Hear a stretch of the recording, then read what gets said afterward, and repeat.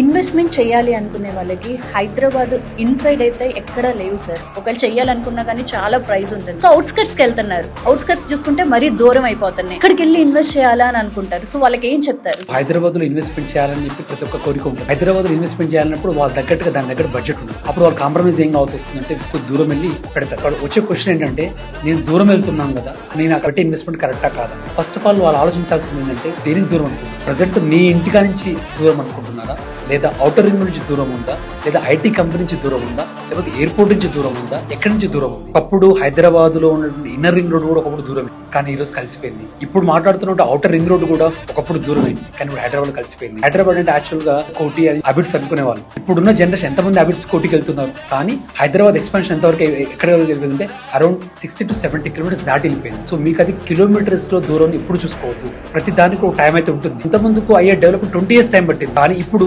కేవలం 5 years లో ఆ డెవలప్మెంట్ అయితే అవుతుంది ఖచ్చితంగా. Maximum Hyderabad outer ring road base చేసుకుని మీరు 20 కిలోమీటర్ దూరం వెళ్తారా, 30 కిలోమీటర్ దూరం వెళ్ళినా సరే మీకు ఒక 5 years లోపటనే మాసిక గ్రోత్ అనేది కనపడదు. మనం దూరం అని మనం అనుకుంటున్నాం, కానీ ఫస్ట్ మీ ఆలోచన దూరం అవుతుంది. ఎందుకంటే మన హైదరాబాద్ అనేది వ్యాస్ట్ గా ఎక్స్పాన్షన్ చేస్తూ పోతున్నారు కాబట్టి, అది మీరు ఎంత దూరం చేసినా సరే ప్రాపర్ గా DTCP పర్మిషన్ తీసుకున్నా సరే, HMDA పర్మిషన్ తీసుకున్నా సరే, అక్కడ ఎక్కడ తీసుకున్నా సరే మీరు ఈ రోజు తీసుకున్నటువంటి పెట్టుబడి ఖచ్చితంగా వచ్చే 5 సంవత్సరాల్లో ఖచ్చితంగా డబుల్ అవుతుంది.